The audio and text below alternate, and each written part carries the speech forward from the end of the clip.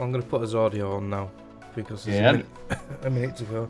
It's a frigging cough, man. Mm.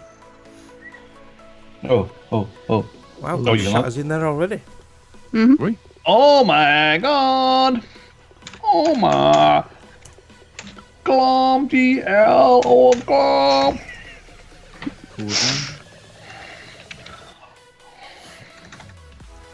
Harry, Potty day!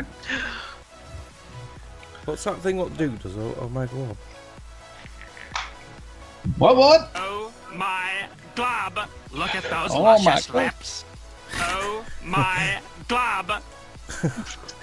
Oh, Lumpy Space Princess. Is that what it is? Yep. Wow. On Adventure Cartoon Time. Network. Well, there's a Cartoon Network in the corner logo, so... Yep. Adventure Time. I don't know if we get that shit over here.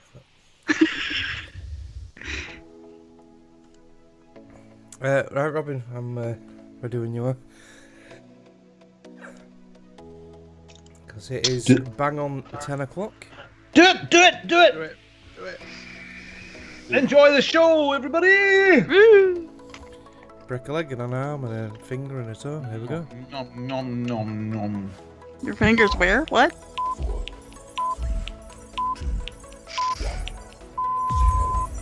Good evening, ladies and gentlemen. Y'all are listening to the Overseas Connection podcast. Shut up and sit down. Here we go!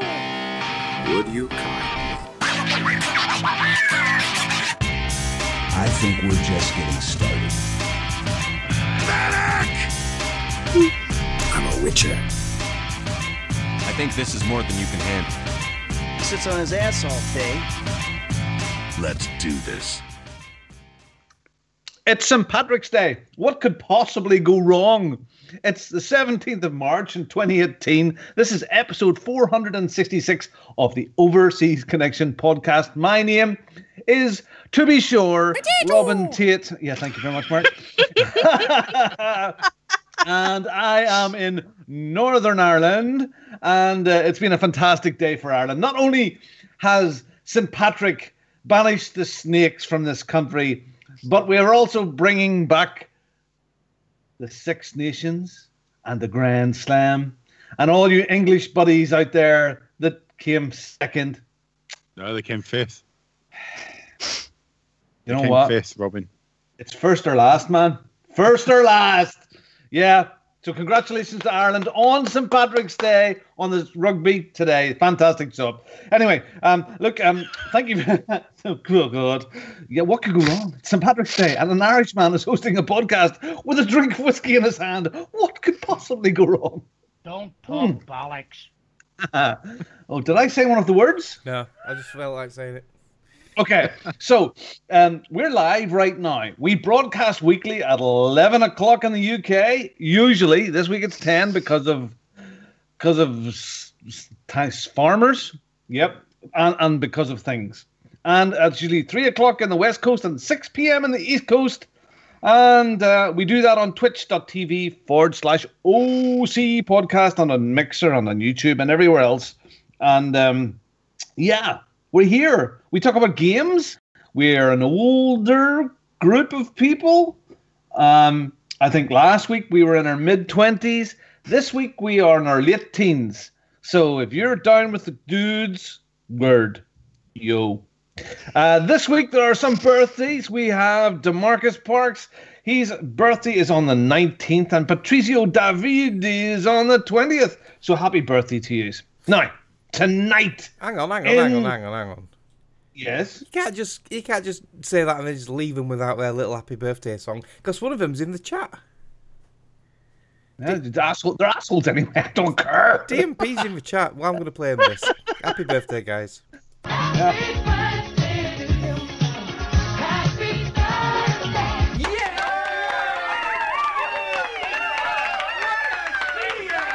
And it looks like Mr. Mark Alex is keeping me under control tonight. Thank you very much, sir. Mark Alex is in the house. He's got his tweaky headphones on. How are you? Happy St. Patrick's Day to you tonight. Are you well? I'm very well, yeah, thank you. Apart from this tickly cough, every time I talk, it wants to make me cough. But yeah, so I'll keep muting all night long, and I just need to change Phil's Twitter handle. You need to stick a big lozenge or something down your throat to make it a bit better, Mark. Yeah. And we also have Kim. Kim, good evening. Yes. Happy St. Patrick's Day to you. Thank you. You need to share your whiskey. Oh. Yeah. Sorry. Well, I was supposed to be getting a bottle of that sent over. So for the video, folks, you can see this is my feckin' whiskey. Yeah, it's cool. It's lovely. This is actually Phil's bottle, but he's just sent me his proper address tonight, so he's not getting it. I'll have to buy more. I need some of that. I'm telling you. Even what do you hear? It has a proper top with cork. Oh, nice. That's proper. So Kim, things are going well with you. We'll get back to you in a second. I also have the man with the big yellow balls in front of his mouth. His microphone. And we have Phil, the Filthy. Good evening, Phil. Glad to have you back on the show. Thank you very much. Good evening, Robin. Good evening, Kim. Good evening, Mark. Really good to be back again. Brilliant. So, what have you all been up to this week? Not all at once now. I've been listening to... after you recommended some stuff on Audible, Robin, I found something that I thought was pretty good. It's called 6 Degrees of Assassination. Ooh. So this is an audio drama. So it's with full cast. And it's about MI5 and MI6 following after the 7/7 attacks, trying to hunt down some terrorists after an attack on the Prime Minister. And it's really good. Do you know what they should do? You know what they should do, Phil? They should get them and give them some poison. So topical. But yeah, very, very topical, very political. Phil, who does the reading? Who narrates it? It's a full cast production. So there's Freema Agyeman, who was in Doctor Who. She was one of the assistants in Doctor Who. There's Andrew Scott, who played Moriarty in Sherlock. And Hermione Norris, Clive Mantle, huge cast, and it's really, really good actually. Very good drama. And it's free. It's free if you've got Audible. Now is it free, completely free, or is it free as in you used one of your monthly tokens for it? It's free. Oh, if you have Audible, yeah. There you go. About 12 parts, 12 half-hour episodes. Very good. Do you know what? By the time we get our Audible sponsorship sorted out, everybody will be listening to all of this stuff. So, there you go. I've been doing a bit of Audible this week as well. I'm still working my way through Richard Branson's Finding My Virginity, which is his second autobiography. It's actually really good. My opinion of him has changed dramatically already. I always just thought he was just a lucky dick, but actually he's a down-to-earth lucky dick. Quite like him. I've been going to bed with Ready Player One in my ear again, looking forward to next weekend's extravaganza at the cinema. So, is it next weekend or the weekend after? 28th, I think. It is. 28th, So 2 weeks. Yeah. So I'm looking forward to going to that. Are you all going to go? Is it something you want to see? Ready Player One? Yeah, definitely. It looks fantastic. Yeah. And it was filmed down the road from me as well. Ooh. So they filmed it in Digbeth in Birmingham. Digbeth. So Spielberg was here. So a lot of the street scenes were the post-apocalyptic scenes were filmed. Just on a normal day. Yeah. Did we not need to do much recreating or all? Just walk down the street and film it. Yeah, it's no CGI. It's all real. Yeah, actually I've seen some of the making of at the time, and it was showing you some of the streets, and it looked a bit grim. It looked a bit crap, and I was thinking, goodness me, I hope they jazz it up a bit. Yeah, they did jazz it up a bit. They added graffiti in all the burnt out vehicles. At least 50% of the burnt out vehicles, anyway. So apart from a bit of Audible, there's some big change. Maybe you don't want to talk about this online, but I read or heard something that you were changing direction with career a little bit and doing something new. No, it's not really a change in direction. I've got a new job, which is always good. So start working for a certain leisure company that has luxury lodges in forests in the UK. Oh, and soon to be in Ireland. So I'll be travelling over to the Emerald Isle quite a lot over the next year. You'll be right in the middle. I'll be Longford. Yeah, Longford. Could we say in the centre? Yes, in the centre. To be sure, that's good. Sure. That's good. Kim, yes. What have you done? What have you done this week? You've been not well and sick. Yeah. I've been a little under the weather. I got a bacterial infection, which is not fun. But I'm on antibiotics, so I'm on my way back. So hopefully. Good.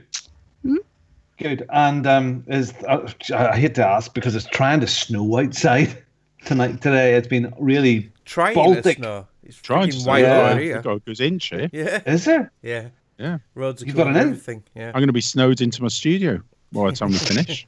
That sounds good. I would love to get snowed into here. If I got snowed into here, it'd be brilliant. Because I could just, I've got M&M's, whiskey.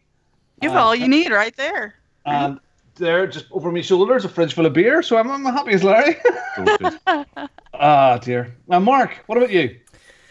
Well, I got something new and shiny this week. Something what I've been excited for.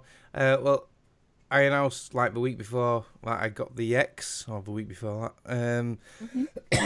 So I've got this new super duper console which can output at 4K, and it's got HDR. But I only had a 1080p screen, so I've got a new screen this week, new monitor. I've got a 4K HDR monitor. Holy crap! And it is absolutely amazing. It's unbelievably crystal clear. No. So the wife can still watch the big TV. Yes. You can still be in the same room. Right. Yeah. And you get the 4K goodness. Yeah. Well, this is nothing against women, but this is my wife's logic, women's logic. I wanted to get a new big TV to replace. I've got currently a 47-inch 3D TV, a smart TV. Yeah. And I wanted to put a 50-inch 4K HDR up. You need an extension. Yeah, but she didn't want that. She said, no, I'm happy with my TV. There's no point spending a lot of money for it. So I bought a monitor instead. And the monitor, believe it or not, is just as expensive. A 27-inch monitor is just as expensive as the TV, because the smaller they are, the harder it is to do HDR, apparently. This is the smallest screen I could find to do HDR. Phil, Kim. It wasn't me, it was Kim. It was Kim. What? Come on. It was Kim. Kim started it. But yeah. So yeah, I played a few games with 4K and HDR, and it's so good. Well, because they're more compact, like your big TV, it's easy to get your cable into the back of it. Yeah. But a small, tight little package like that little TV, smaller thing, it's hard to get the cable in because everything's a bit tighter. Yeah, it's very tight. Yeah. A lot more intense on the smaller screen as well. Intense. Just when you said you got your X round, I was wondering, Jesus Christ, Mark. Well, that's good. And you're very happy with it. The picture quality is fabulous. It is superb. Yeah, really, really happy with it. Yeah. And I'm hoping to go 4K. Hopefully, if the Mr. Repairman is nice to me, I've just sent my 55-inch LED off for repair. So. Hopefully they won't be able to repair it, and they'll give me a voucher instead. Yeah, you've mentioned this, Phil. What happened? Your monster? Yeah, there's a purple patch on my screen, and it's only a slight purple patch. But it's one of those things that once you notice it, you can't forget it. So I remembered that I've been paying £5 a month for the last 3 years to Curry's.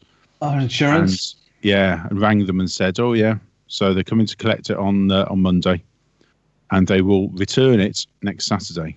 Hopefully they won't return it, and they'll send a voucher in the post." Yeah, if they can't repair it, they give you a voucher for the initial purchase cost, so you should be good to go. Yeah, I mean, if you bought a TV 2 years ago, it's very unlikely you're ever going to see that same model in the shop again. Yeah, things move on so fast. So good luck hopefully luck will be in your favor, and it'll be go the right way. You'll have something new and shiny there.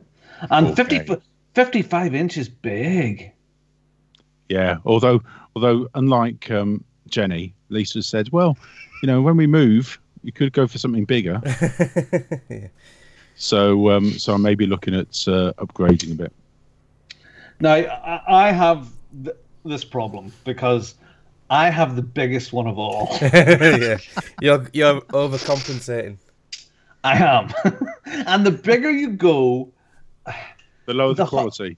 Well, no, I mean the 1080p is class on the night. It's because my screen is nine. I don't know what is inches, and that's 9/12. What's 9/12? That's, you work it out. It's 100. Yeah. So, but the bigger the screen you go, you end up turning your head instead of because it's very hard. It took me quite a while to get used to the screen. So playing a game like Forza, or when you're looking down at the map, you actually had to turn your head down because the screen was so far over. So the bigger you get, that's an issue. So, maybe as the screen gets bigger, you'll get worse at gameplay, and you'll be just like me eventually. I couldn't get much worse, to be honest, but yeah, no, still no chicken dinner. I am. Oh, really? Yeah. Well, that's a very exclusive club, Phil.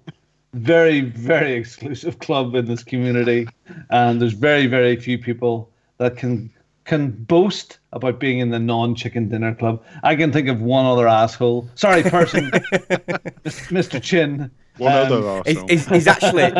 We were hosting him just before we went live, and he was playing PUBG on the PC, and he was in a right mood because I just started watching him. And he was getting shot at, and he's like, oh, fuck this. And he turned it off, and he put his Xbox on. He's playing the Xbox version now. I received a lovely letter from Mike Chin today. So, I can't go into that. But, yeah, Mike Chin and Tahara. So that was lovely. Okay, this week I have been going bananas. I've been like, and two things. I've been like, I've been watching all of The Godfather again, and I've been watching The Godfather, but today, for example, I've been cooking like Polly from The Godfather. I was making my tomato sauce for my spaghetti bolognese, and I was making my meatballs and I made the garlic with the sugar and the herbs and the spices and let it bubble away, and we had spaghetti and meatballs with homemade garlic bread tonight. It was divine. I used to cook a lot, and I didn't, and this week I've done cooking, and I'm enjoying myself cooking because I don't know. So I'm doing that. I love cooking. Just you know what, we would have had. There's nothing better than spaghetti and meatballs that your sauce isn't out of a jar. Because making the sauce is so simple. A bit of garlic, a bit of sugar, some herbs. You boil it up a bit, and you throw your cans of tomato into it, and a bit of salt and pepper, and away it goes. And that's it. And it tastes so much better than out of a jar, and it's so quick. And yeah, so it's just shaking the laziness out of us to actually make an effort to do some stuff. Now, anyway, the other thing I've been doing, I've been falling down a big, deep, steep rabbit hole, and I've been twitching quite a bit this week. Part of it is the green screen. Part of it is my new broadband wonderfulness. I'm just falling into enjoying doing all this stuff now. So, in part of our Games with Benefits thing, I've been starting to Twitch a little series of what I'm playing, Super Hot. I've done a couple of those. I've done an advert for my work about a trade show that we're doing next week. You've done an advert for our new segment as well. Yeah, and other bits and pieces. So, a lot of fun. I'm not going to go anywhere with it. I'm not going to be the next Batch. I don't think. I don't think I'm going to make money out of it. But we're going to go and do this regularly because it's fun. And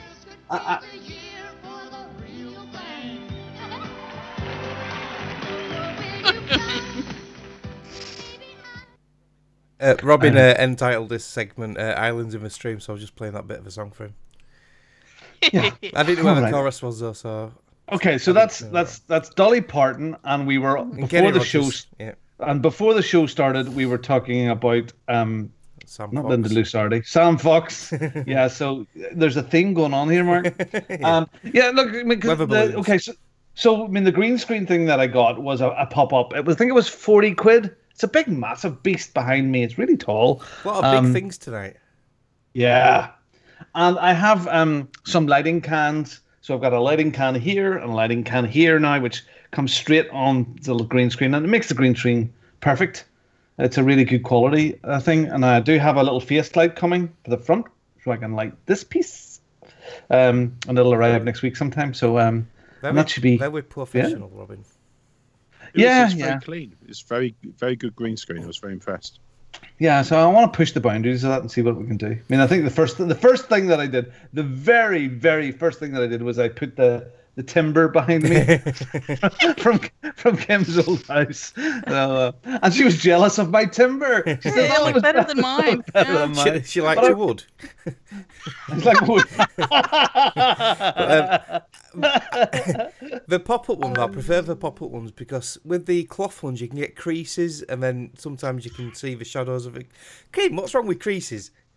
No, not creases. All right. So with the cloth ones, Mark, you can see the last time we met. You had creases down your jeans. Yeah.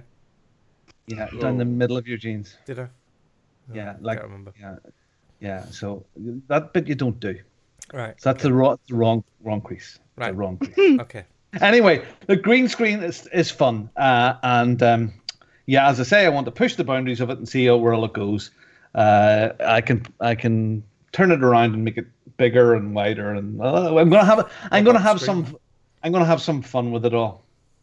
Speaking of fun, in this eye over here, I see the shot is going friggin' bananas. What are they on in there? Kim, who is in there and what are they talking about? Because I know if I start looking at it, I'm going to get completely distracted. To be sure, St. Patrick's Day. Oh, sure, yeah. Who's in? What's going on? Oh, well, we have Chapsticks in there. Corazon is in there. Night Raven is in there. So, there's been talk of potatoes and pop-up wood and tomatoes and whiskey. You know, the usual stuff. Yeah. Yes, indeed. Okay, right.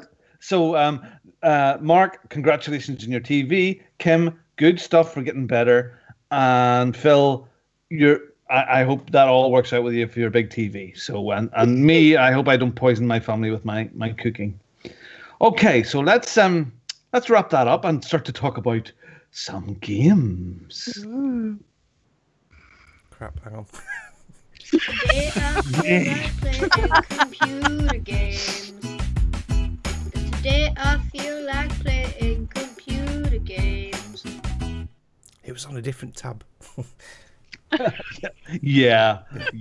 Okay. Look, we're changing things up a little bit now. So, what we mentioned last week and what we've started is games with benefits. And thank you, Phil. Great name. So, games with benefits is a way to get us and to get you to play games together. That we're all playing the same thing for a month. You said use. I said use. What the? I said use. Use. Sorry, I'm not. You get it, I'm not sheep, female sheep. Use.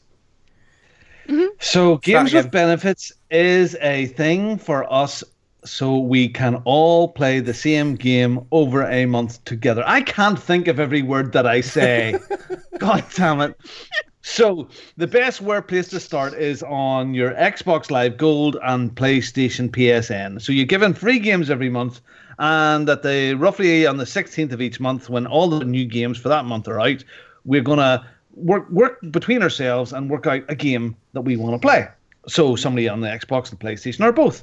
And this week's choices are on the Xbox One is Super Hot, and on the PlayStation 4 Ratchet and Clank. Two really, really good games. And the idea is that we all play about it. You guys can play along and fire in what you think of them and where you go. And if you don't play them, I am going to come round to your house and I am going to read you my Richard Branson autobiography in person from chapter to chapter, every single word. So play the game. Come along, play along. This week for me, I don't know what the crew have done or not, but this week I have played some Super Hot, and I streamed it. Now I've cheated a little bit because I played to completion Super Hot on the Xbox, and I thought I would try it on the PC. So it's free. Marka has it. Also, by the way, if you're an Amazon subscriber and you have the Twitch Prime app, Super Hot for your PC is free right now. And the Amazon Prime is, and the Twitch app is free. So there's a rake of games on that now. So I went back to Super Hot on the PC. I'm crap on the keyboard. I really am. I keep on pressing the wrong buttons. But what an awesome game that is. Have any of you played any of your Games with Benefits games this week? Yeah, Not yet. I've played quite a bit of Super Hot this afternoon, and it's really good. Yeah. And where did you play it, Mark? Did you play it on the console? Yeah, I played it on the Xbox. I've got it on Steam. It was a humble bundle ages ago, but I've not really played much of it on the PC. But yeah, I've got quite far in it on the Xbox today. And there's a bit of a meta story with it as well, with the messages you get on screen and stuff. Yeah. Look, so if you've never played Super Hot, I don't know if you have it on the screen, Mark. It is a very unique style. It's all white with red. That's pretty much it. White, red, and black is all the colors really that are in it. And the idea is that the bodies don't move until you move. So if you stand still, the bodies stand still. So as soon as you start moving, they start moving. So that's the kind of the way it works. When you die, it's an almost immediate restart. And it is like a puzzle platformer. I don't think it's a racing puzzle platformer, but it is a puzzle type game. But it makes you feel awesome when you complete a level. I mean, the levels themselves, when you get it right, can't be anything longer than maybe 20 or 30 seconds when it's all together, maybe 45 seconds. But because you're so crap at it, it takes you a while to work out where you have to place yourself and where you have to go. There's a lot of trial and error. Yeah. Working them out. Yeah, but one level, it took me ages to get it right. There's one where there's just a circle of guys around you, a couple with baseball bats. Oh yeah, and knowing which one to go for first. Yeah, while the others all attack you. So. And you fit, and on that level as well, you get the guys in the cage. And you think, yeah, Super Hot's coming, and then the cage opens, and you have a big long corridor you have to go down to. But there's a fantastic feeling when you do finish the level. It goes super hot, and you feel class. I mean, I was playing it last night for half an hour or so, done a few more levels, and I was close to rage quit. Phil, the problem was, when I'm in the privacy of my own home with no camera on me, I can rage quit and look pathetic and not worry if I didn't finish a level. But when you're streaming live and someone's going to watch this back, you can't rage quit. You have to finish the level. So it must have took me 50 times to get through one bit, and I was feeling rather pathetic. Anyway, you can see that on our Twitch. It's on our Twitch feed and on our YouTube channel. So you can see that, and I'm going to keep on updating that. Kim, have you played it? And Phil, have you played it? No, I've downloaded it. It's ready to go. I'll probably give it a go tomorrow night, I think. Here's a bold statement. I think Super Hot is one of the best first-person shooters that have ever been made. Oh boy. There you go. So Super Hot is what I've been playing for my Games with Benefits, and I'm going to keep playing it this month. Did anybody else play Ratchet and Clank or anything like that? Anybody? No, but I have played it before and I have completed it, and it is a fantastic game.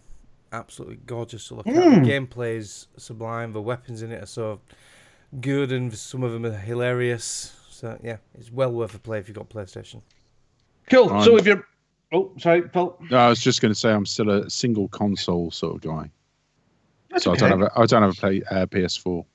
All right. Well, you can still play Super Hot. That's the idea. Oh yeah. So yeah. And if you've got it on PC, it's there as well, free. You play it on there.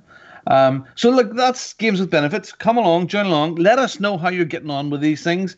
I know some people on our Facebook said, "Oh, this is brilliant. I wanted to play this, and it's nice to be able to play it along with it." And some of these games are a few years old, and it's not so bad to play them when other people are playing along with them. So enjoy your Games with Benefits. Speaking of which, look, Phil, I'm going to make use of you tonight. Monthly freebies, because it ties into the two things. I mean, what are the free games that come this month as well on the systems? Well, the free games probably Trials of the Blood Dragon, which I'll talk about later, is available on Xbox One, March 1st to 31st, and obviously Super Hot from the 16th, so from yesterday until April 15th.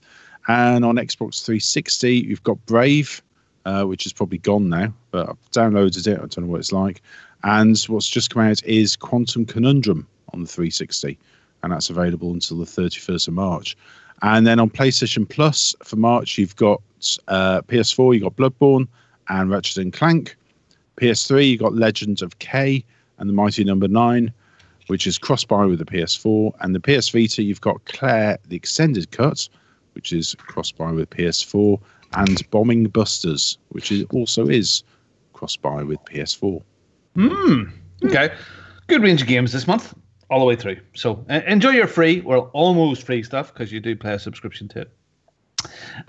Okay. Kim, what have you been up to, apart from the games that you were supposed to play but didn't? So... I will when I feel better, darn it, now. Yeah, of course.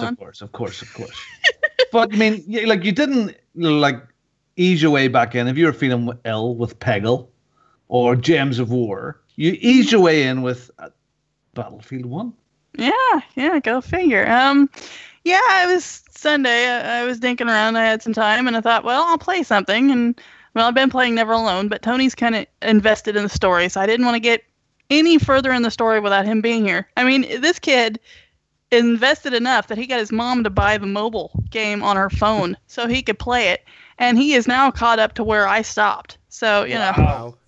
Yeah. He's 5. Is he 5? So, he's Kids. 5. Kids. Right? I'm like, don't get any further. You're going to make me feel bad. So, since I put that off to the side, I thought, well, you know what? I liked Battlefield, and I hadn't finished the campaign yet, so I thought, I'll fire it up and see how bad I am.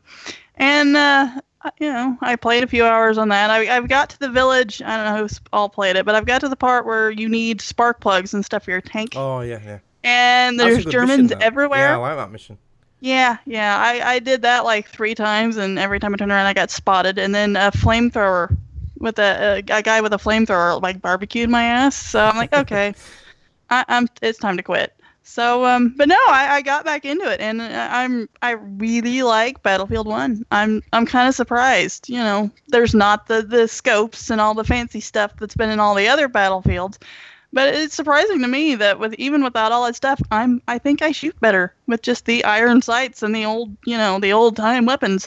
So, Battlefield 1. If you haven't played the campaign yet, go for it.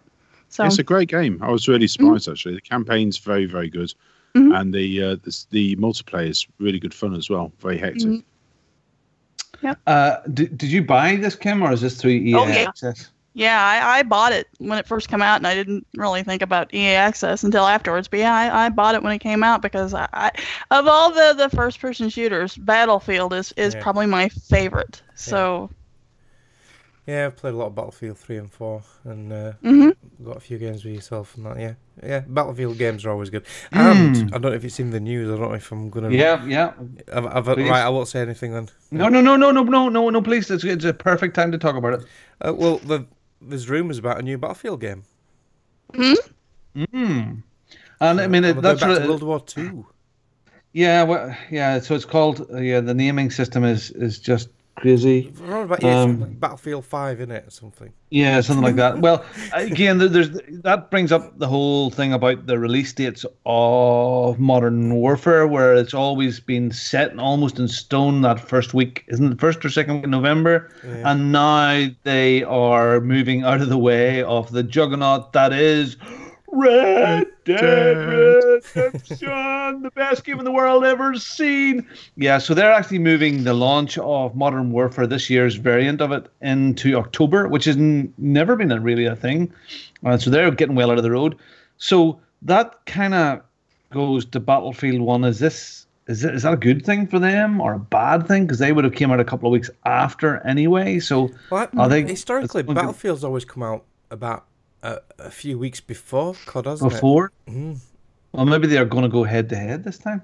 Yeah, I don't know. Do you know what? They are two similar games, but their play styles are completely and utterly different. And I think there are people that like that clinical Modern Warfare type game, and that they expect every year, and it feels pretty much the same apart from a few tweaks.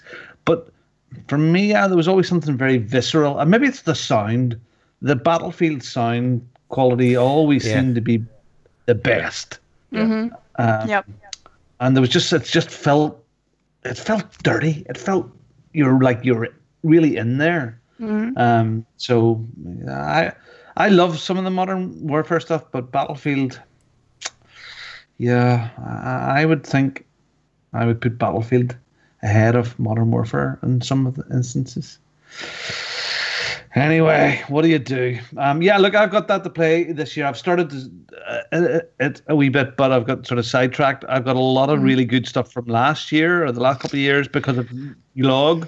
Mm-hmm. And Battlefield 1 is going to be one of the ones that I'm going to play this year.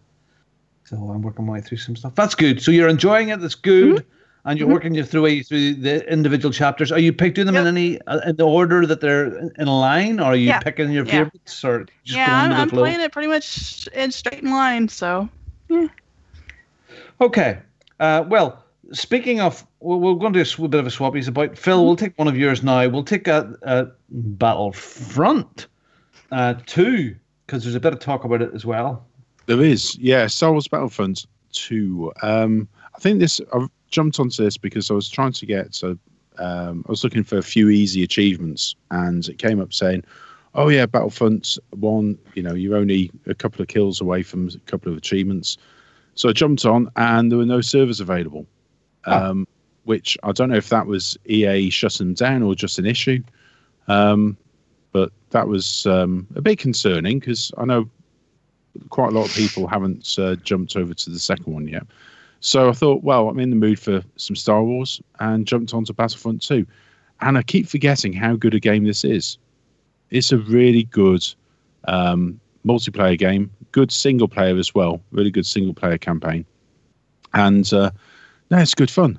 There is the usual, up until recently, the loot crates that you can buy or earn. But I was really enjoying it. So tell us about those crates and what's happening there, Phil. If you know, I know I've got a bit of a news bit there, but you're the guy that's playing the thing. So maybe do you know what the crack is? Yeah. So what they've decided is that after all the bad publicity with the virtual currency, so basically you had to earn loot crates or buy them to get star cards, which were actually made the game better for you, so they actually benefited you in the game. So what they've decided now is that cosmetic outfits can be purchased. So they're removing all the bonuses, they're removing all the fact that you can get extra power-ups or extra abilities, and they're just putting into cosmetic outfits. So you can still spend money on it, but they're both they're purely cosmetic for both troopers and heroes. So, which is a good thing. I think they're bound to pressure, and it looks like with the announcement that God of War non loot crates format may be removing out of loot crates. Hopefully. Yeah, good stuff. Yeah, so, I mean, does anybody know when this is coming to EA Access? Because I'm not buying this, but I want to play the campaign. Yeah. So, Phil, you bought this straight out. Yeah. I remember you talking about that, and I was going to, but when all the crap came out, and funny, I bought Battlefront. No, I didn't. Did I? Yes, I did. I bought the first one, and I never really played it enough. And then I came to EA Access, and I would dip into it now and again, and I didn't want to get into the same thing with Battlefront 2. But at this stage, I'm going to wait until EA Access comes around. Is there no day yet? No, there's no day yet. I would think maybe around E3. Yeah, I think if they announce another game. Yeah, FIFA normally goes in about April time, doesn't it? Yeah, but I think I'm of the same opinion now. I'm not going to buy any more EA games. Especially 6 months later they come out on the EA Access. So I'd much rather wait. And the people, number of people playing it is still huge, and it will be when it comes out on EA Access. So there's no benefit to actually buying it early. And you think, well, EA Access is crazy, but I mean, they are getting those residual 15 quid, 20 quids every year. They all add up, but it also gives the game legs. So when Titanfall landed in the EA Access and Titanfall 2, quite early actually, people were still playing and probably buying some of the cosmetic stuff. And if they're going to do that here, it'll be giving them a trickle down feed for years to come. So it's a boost towards the DLC as well. So, you give the main game away on EA Access and people are more likely to spend money on the DLC. Yeah, and if they keep that sensibly priced as well, that makes sense. And it's maybe a different way to fleece us, but what the heck? Good. Okay, well, let's go to something familiar as well then. So, Mark, PUBG. I watched the video today, and it's one of the funniest things that I've seen because our Lord and hero, the wonderful Greg DeLacy, is probably the worst driver in PUBG that has ever existed. I have been in a car with him at least 6 times, and he's killed me, 4 times in the car and twice when I got out of the car because he ran me over. Not on purpose, but just through bad driving. So, what did he get up to?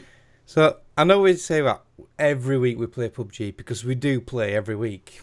Nearly every day, in fact. I've played with Greg and Artie quite a lot this week. And we've had some good games, we've had some bad games. But this was absolutely hilarious. We were all in stitches. It was me, my son Jay, and Jason Gallagher, Blue Hellman, was in the game. We were all in the car, and Greg was driving us to the next sort of circle area. I'll just play the video for people. So we're driving along, and then Greg decides to park the car into a bus shelter. The car glitches into the bus shelter. It doesn't show it on. This is from my son's gameplay footage, which he saved. I forgot to save mine. But on my screen, the car started glitching and got stuck in the bus shelter. Next thing we know, Greg jumps out, and then all 3 of us end up as barbecue inside the car, and he killed all 3 of us. But he got away. And he got away, yeah. So what he did was he just threw a grenade down on the floor and just killed himself in front of us while he was just laughing in hysterics. So yeah, very, very funny. Very funny moment. And that's what this game is. It's just hilarity over and over again. Different adventures every time you drop, and it's different every time. So. Oh, dear. It's good fun. It's good fun. It is good fun. I haven't played it at all this week. But yes, when you get into that group, it's a great laugh. It's funny. I've heard people on different podcasts talking about PUBG this weekend. On the consoles, is it now too late for PUBG? Now that Fortnite is the most popular game on Twitch, and they're about to launch the Android and iOS version of Fortnite that you can play alongside PC and console players on your phone.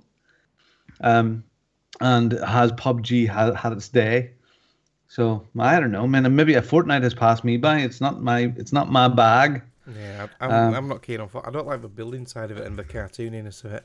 I'm sure it's a good game, and my son plays both, but I'm going to stick with PUBG. Yeah, same here. I think it's very, very clever, the Fortnite people. Absolutely, yeah. Because the people that are playing Fortnite the most are the kids, and the cartoony graphics gives mum a bit of confidence that, there's the video.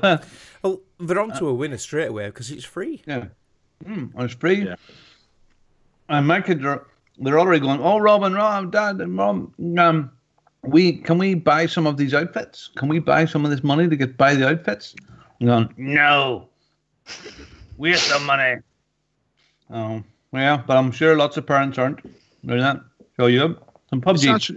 It's actually had quite a lot of bad publicity in the UK over the last week or so. There's been quite a few things about Fortnite, the kids being addicted to it, and it's been on TV and in the papers. It's getting a real. I think it's the video game nasty of 2018. It's Muggles. It's also had some positive thing as well, because didn't they have the highest ever concurrent Twitch viewers on a Fortnite match? Because this Twitch streamer, can't remember his name, he had the rapper Drake playing with him. So he pulled in the most ever viewers on one single stream. Ninja, I think was his name. Yeah. So that got a bit of publicity for Fortnite.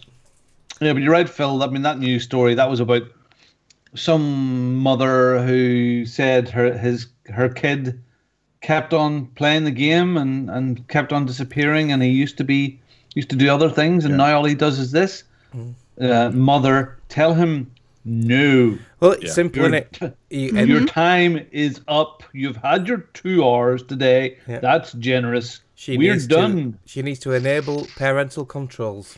The scary thing is, I was reading the comments on the Facebook post, and there were hundreds of people saying the same thing. Oh, I can't get my kids off. It's terrible. They're not speaking to anyone. They're not coming down for dinner. It's like, hang on a second. For those of us who had kids in, video game days, just switch it off. Switch the router off. Who's the parent in this situation? Come on now. Exactly. For God's sake. Can't upset little Johnny. Sorry. They're just too entitled now, aren't they? Entitled brats, little millennials. Yeah. Sorry to say this, guys. I know we said we were in our late teens, but a lot of us, apart from Kim, were brought up in the 70s. And generally, our parents didn't take any old shit. We used to eat mud, dirt. We used to crawl about and eat worms and shit. And we're all still here. Well, we got up. There was 5 of us living in a cornflake box at the bottom of our garden. To play with a you think you had it tough? Oh, Monty Python, I love you so much. Okay, silly muggles. That's it. Muggles is the perfect name for non-gaming people. They just don't know. And people that are our age, in their late teens, that don't understand games, where have they been? The people that are now in their late 30s and 40s, and they come out with this crap, they have missed a massive part of culture. And that is my kids are growing up now, playing games, understanding it as part of their lives, and by the time they get into our age, in their late teens, it'll be accepted that gaming is there. TV is dead. So, Anyway, I think I'm getting abused in the chat. I just looked over. Yeah. Yeah, sorry, Chapstick. Yes, look, Chapstick, you were born in 1990. We were born in the 2000s. Yeah, so you old fart. Some of us were born yesterday. See, I have an excuse. Greg was born, I believe it was around summer of 1969 in July. I was born early in January 1969. I was not brought back from the moon. Greg was. So there you go. All right, Mark, you've been playing as well some Assassin's Creed and Oregon Trail. Yeah, Assassin's Creed Origins in beautiful 4K with HDR. Wow, the HDR on this game. Greg always used to say, "Oh yeah, the HDR stunning," because he's got the Samsung TV, and until you see it, you can't appreciate it, because basically what it does is it takes a single colour and it splits the shade of that colour into about 10 or 12 different ranges. So you're in like one of the pyramid tombs. When you come out, you get that light where it blinds you. But this is just so realistic, it's untrue. You've got the sand blowing, every little detail of his outfit waving about and stuff. It's just absolutely stunning. But gameplay wise, yeah, it's just still plodding along through the campaign and doing tons and tons of side missions trying to level up. I've unlocked a few more areas on the map now, but they're higher level, so I'm struggling a little bit, so I need to level up more. But the game is huge, really, really huge. But yeah, it's still fantastic. Yeah, I'm going to get to this. I am. Don't know if it'll be this year, but I am going to get to it. Yeah, it's superb. Yeah. I'm, as you know, playing through Syndicate, and I'm not, again, a bit busy this week, but I've got through another of the chapters on it, so I'm now in the chapter 7. But I caught myself this morning. It's funny, my son had to go. He had to be into work for 9 o'clock this morning, so I would usually get him up an hour before then. And I thought, last night I said, look, son, I'll get you up at about quarter to 8. So I woke up and jumped out of bed and went, oh, frig, I've slept in. And I got my clothes on and ready to go downstairs to get him up. And then I looked at the little clock and it was 6:30. So, twat. So I came downstairs, got myself a cup of coffee, and I fired up the big screen and I put on Assassin's Creed. And I ended up just sort of rattling around old London and Syndicate, clearing an area. I thought, I'll not do any more story, I'll clear an area. There's so much to do in the games, and they're fun, and they're rich, and you spend double the time or triple the time it takes to finish the story if you went and done all the little sidey mission things. Yeah. And there's always a bit of humor with them. I don't know about Origins, but definitely I'm glad I went back here, and I'm going to work my way through and complete.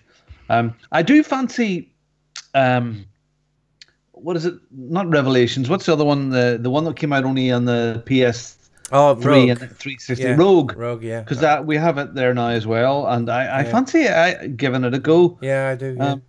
But I think with the Assassin's Creed games, you play a good bit of them, and then you get so invested in them, you almost have had enough, and you need to break away for a while. So maybe I'll get Syndicate out of the way and come back to some of the other ones. Because I mean, Syndicate's a couple of years old now, and it still looks really good. Oh yeah, I really enjoyed Syndicate. But the problem I've got at the moment with Origins is it's a problem I had with The Witcher. So on the map you've got loads of question marks. And so you go into your objective and you think, well, I'm going to divert and I'll just see what that question mark is. Oh, shiny. Then I'll go see what that question mark is, and you have to clear a camp. See what that question mark is, you have to find some treasure. Oh, I want to see what that one is, and that's like a crocodile there. And by the time you get to the actual quest thing, you've lost like 3 hours. So, yeah, it's that sort of game, but it's absolutely superb. Oh, you're having fun. Okay, Phil, the crazy game. Trials of the Blood Dragon, ka-chow! Yeah, this was. I had no idea what to expect with this. This was. And you didn't expect what you got, I'm sure. No, I didn't. This was one of the almost free games with Xbox Live, and it's really good. It's Trials. What used to frustrate me about the Trials games, where you had to drive the motorbike, was it got more and more difficult, and in the end I'd just give up through frustration. Yeah, a lot of them were impossible, weren't they? Yeah. This one is actually really simple. Well, I say really simple. It is achievable. Yeah. It's doable to complete. The only thing you haven't got is, if you run out of time or the timer, you don't get the bonuses. All I was interested in was completing it. So you've got usual on the bike. There's running around with guns, shooting aliens, really good fun, very tongue-in-cheek, and a really good free game. So if you've got it, then seriously give it some time, because it was really good fun. It's friggin' awesome. The whole 80s napalm, Terminator, just crazy drugs, everything. I mean, there's one of the levels you go through and everything, you get high and groovy. Yeah, it's just awesome. It's just really good fun. It's a game that you can just switch off with. Doesn't get too frustrating, and great fun. Yeah, I mean, if you want to be as pernickety as 5-starring or getting the top marquee as you can with Trials, you can go back and do that. But it's very forgiving when you make a mistake, and you can go on. But I mean, you're seeing the stuff watching the video now with you're in everything from motorbikes to there's a bit with remote control cars. There's a bit you're actually running along as well, like a little bit of a shooter. There was like a buggy, like out of Mass Effect. There's so many different things in it. It's just one thing that was slightly frustrating was that as it's an old game, it looks like the leaderboards they've taken down. So it would try to connect to the servers to to upload scores and to do various things. I don't know if I was missing out on anything because the servers are now not available. No, it's really good fun. Good. Yeah, it's a good fun game. Good fun. Play it. Mark. Yes. You've been searching for your balls. Yeah.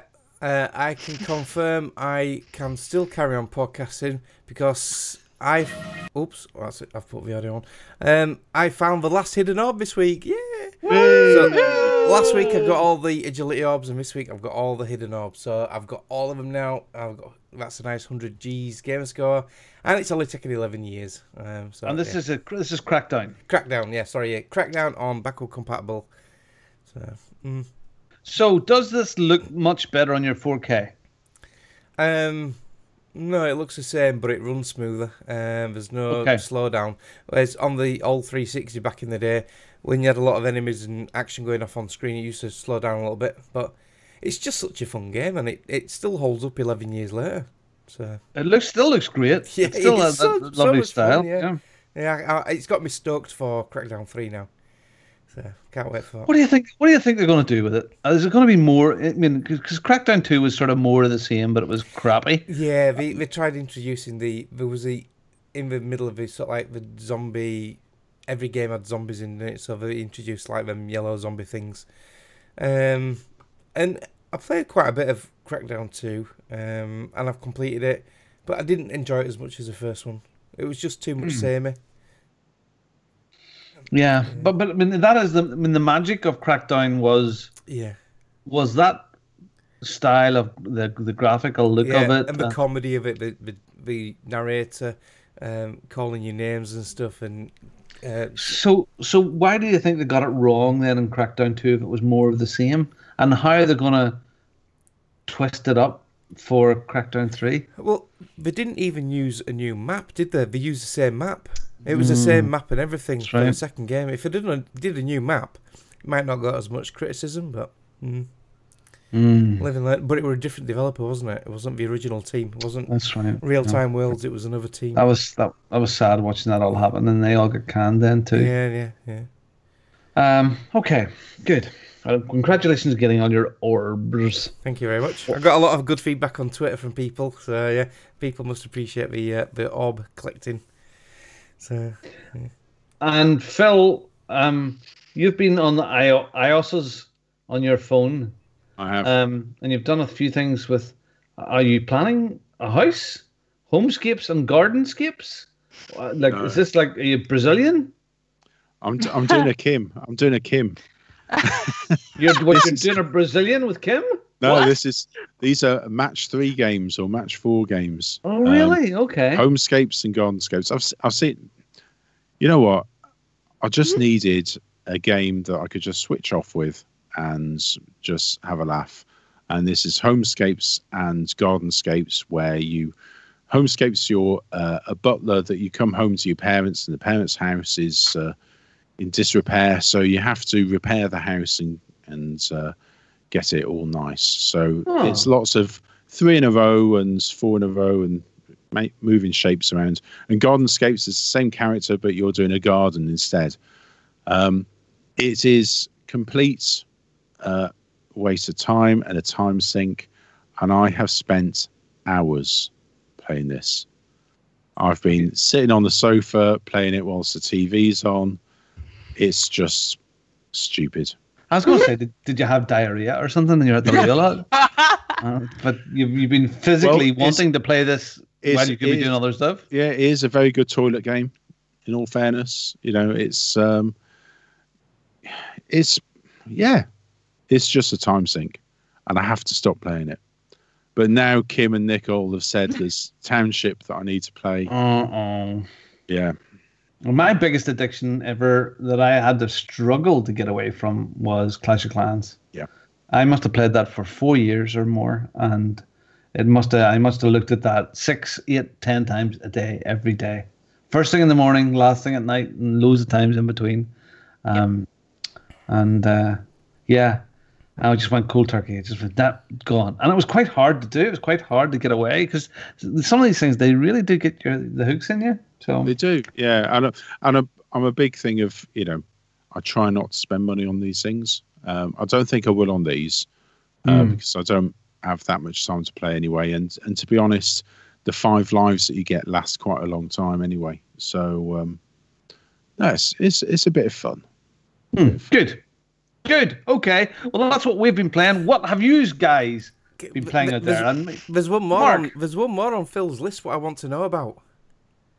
He's got Zombie. Zombie. Yes. You finished it, haven't you? Yeah, I have. I gave up on this. I found it too hard. I quit. I got to Buckingham Palace and I had to give up. So no, it was great. It was a really fun game. I have to say, because I'd seen it. Fun. It was more torture. I saw it on EGX on the Wii U, and and it came out on the Xbox. It was one of the games with gold. It's a good, it's a fun game, fun zombie game, first person, and you go around London killing things and trying to solve a problem, solve the puzzle. But every time you die, you start as a new character. Yeah. So a bit like, sort of reminds me a bit of Diablo. Yeah, sort of Diablo-ish in the fact that when you died, you had to go back and find your stuff, and your previous self had turned into a zombie. Yeah. So sometimes the map's useless. I mean, the map is absolutely useless in Zombie. The inventory system's not very good, neither is it? Well, it wasn't. So trying to find where you died was quite difficult. But no, I stuck with it and just played it through. And for a free game, you can't argue with it. I might have to go back to it then. Yeah, I would. It's good fun. Sorry, it wasn't on the list. You must have it on a separate list, Mark. Sorry. No, it's on the show notes. You might not. Yeah. No, it's not. Yes. Where? Anyway, is it really? Before Battlefield, yeah. Battlefront? Trials of the Blood Dragon? No, I don't see it. All right. Oh, weird. Anyway, it doesn't matter. Okay, well, that's what we've been playing. Whatever you've been playing, please let us know what you have been up to. Have you been doing any of the same stuff as us? Or have you been doing anything really original that we need to play as well? All right, let's do some news. Shit, that's me again. Oh, fuck's sake, Mark. I was replying to Kim. Blame Kim. All right, here, Mark, it's you again, because you want to have a chat. You wanted to have a chat about the BAFTAs, which are the British Game nominations, and the nominations have been revealed this week, and I know you wanted to touch on them. I always feel that sometimes this is just like a big list, and I suppose it is, of the stuff that's there. But I mean, is there anything new in this big list? All I'm going to do is I'm going to run through the nominees really, really quick. Okay. Until the actual awards have taken place, which I think is April the 12th, there's no point going through them in detail. So no, because it's just interesting because some of the nominees are very worthy, and they're going to be hard categories this year, in my view. So artistic achievement, we got Cuphead, Goa, whatever that is, Hellblade: Senua's Sacrifice, Horizon Zero Dawn, Legend of Zelda: Breath of the Wild, and Uncharted: Lost Legacy. So tough category straight off the bat there, isn't there? There's so many worthy games.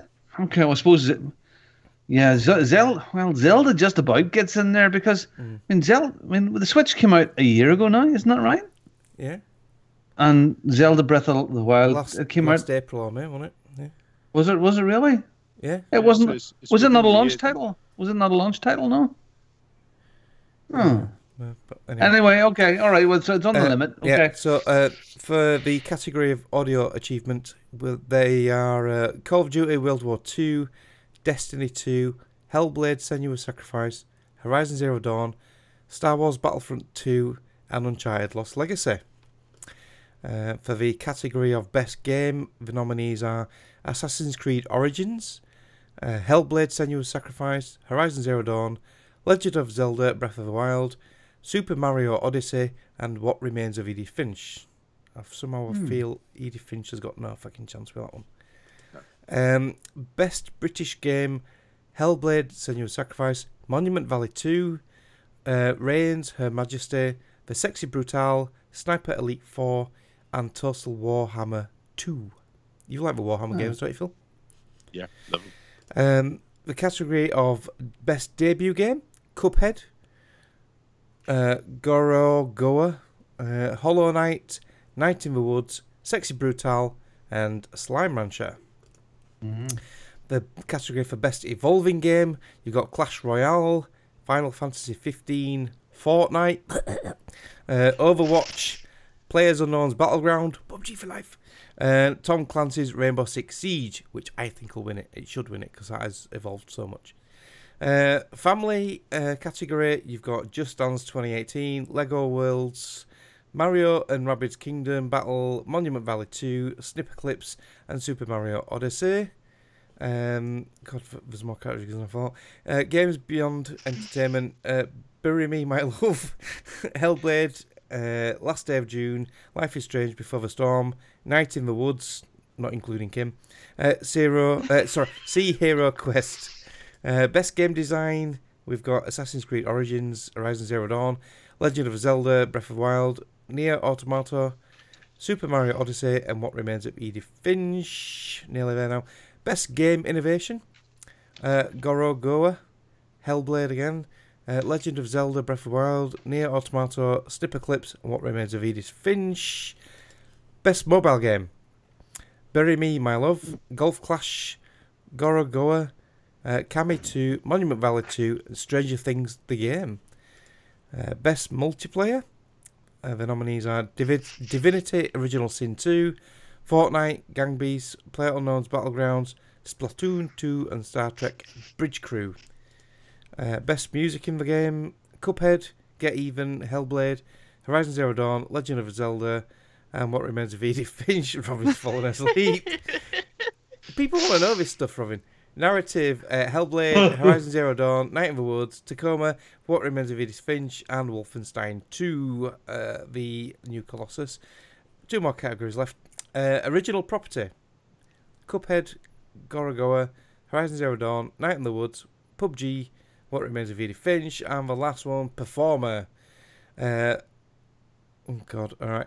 Abu Bakr Salim, who plays Bayek, Ashley Birch, who plays Aloy, Claudia Black, who plays Chloe in Uncharted, Laura Bailey, who plays Nadine in Uncharted, Melina Jurgens as Senua in Hellblade, Valerie Rose Lohman as Edith Finch. And those are the categories and nominees. Mark, I'm sorry for putting everyone to sleep. Mark, I missed a bit of that. Would you just clarify it and go over that again, please? Well, just for you, Robin. Don't fuck with me.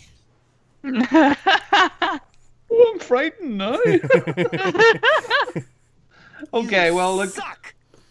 Good luck to all of those people. I have a feeling that Cuphead will be up there again for a lot of stuff. Yeah, Horizon, Cuphead, PUBG. PUBG and Fortnite will be I hope fighting Hellblade gets the sound one. Yeah, I would also almost put money on it now in the family category that Just Dance wins it. What to see? Because that always seems to be the way it goes, isn't it? Yeah. I would love to see Monument Valley 2 getting a wee turn in there. Hellblade, of course, as well. I haven't played it, but I hear it has some very, very good subject matter. So, yeah, very good. Good luck to all of those guys. I think that's... When is the date on that? In mid-April time, I think, the BAFTAs are? 12th of April, I think. 12th of April. Okay, well, good luck to all of those, and it's always interesting. And BAFTA is a very reputable charity organisation that does this. Okay, so quickly, Shadow of the Tomb Raider has been confirmed for September. So this is the third outing now of Lara Croft. Unfortunately, the movie which seems to have launched with a bit of a damp squib this week. I think the best thing about it seemed to be her pecs. and muscles and body tone. So yes, they've confirmed that Shadow of the Tomb Raider is coming out for September the 14th for everything simultaneously at the same time. There's a full reveal trailer on the 27th of April. And there will be a full reveal trailer. I've just shown the teaser on the stream, but yeah, there's a full trailer. Very good. So yeah, look, I enjoyed my my Lara Croft and my Tomb Raider games. I love those. So I will take more of the same, please. Mm-hmm. Yep. Yes, indeed. Okay, so E3 is coming up rapidly. I know it's June, but already the build-up seems to be there this year. And Microsoft have revealed its E3 plans with a new venue. And they went actually to the Microsoft Theater, which is very, very close to the main E3, is right next door to it. It's more of a fan fest, I suppose. They'll be doing the big thing. And not make any difference to us guys that are watching it. It'll still be the stage. It'll still be the big reveals. But we might have more cheering public. Because I suppose this is the second year now that E3 has been open to Joe Blow to be able to come into it as well. So I think on the show floor, from what I hear, they're only going to have Mixer. And everything is going to be in this Microsoft Theater, their booths and their bits and pieces. So, yeah, they're ramping it up. As always, they're saying it's going to be the biggest one ever. And I'm hoping for some big stuff out of them. So, yeah, that's the start of E3 ramp up now. Yeah, I would love to go to E3. Yeah. Maybe it's past its best now, but I would still like to go anyway. So, yeah, yeah, E3. I love E3. E3 is a bit like, I think we still get a little Christmas feeling when E3 happens with the conferences, and we all generally, as a crew, sit around on a Skype call or a Discord call now and try to sync up our streams because for some reason Mark seems to be the first one to see anything. Greg is even behind, and I used to be. It'll be interesting this year. 10 minutes later, Robin would go, "Oh, that's what you're on about, you bastards." And Mark's going, "You spoilers!" So yeah, we look forward to it. So there's a good event thing for us around that time. Yeah, we'll try again this year. We'll all get on Discord this year or something. So do you think they're gonna carry on the same tact, or do you think they're going to pull out some big games that nobody knows about this year? And I'm talking about not just Microsoft, but Sony as well. Is there going to be some stuff that we not known unknowns and known knowns? I mean, are there going to be things that we just don't know about at all? Going to be big drops? Yeah, they always try to keep one in the bag at least, don't they? Yep. Yeah. Last year they seemed to split them across the different events more than have them just at E3. Yeah, because they've only got a set time to do the conference, haven't they? So they can't announce every single game. That's why a lot of them are leaked before and after. So I mean, last year it wasn't it? Is it Ascension? Isn't that what it was? The big one. What was the big one that they? Anthem. Anthem, yeah. Not Ascension. Anthem. So yeah, I'd love to see some really wow moments for everyone. With realistic dates, like no, it'll be out in 3 years. Like this is coming, spring 2019 or whatever, maybe. I hate this very long cycle, so I'm hoping for some cool new stuff, new IP, because some of the old IPs are starting to get a bit long in the tooth. I mean, you think about, I'm sure there's going to be a Halo, but things like even Halo and Gears of War and Uncharted, they're all starting to get a bit crusty, a bit hard to be original with. Anyway, the most important part of the news is the VG Hub meetup at the Arcade Club. Now, there are some very, very, very elderly podcasters. They're all in their late 50s, early 60s, and they are from the Veteran Gamers. And they've been podcasting from 10 years. They started podcasting when Stu Fowler was 48 years old, and this year he will be 58 years ago. Yeah, and he'll be 58 this year. And they thought that would be a nice idea to go back to the Arcade Club in Bury for some fun.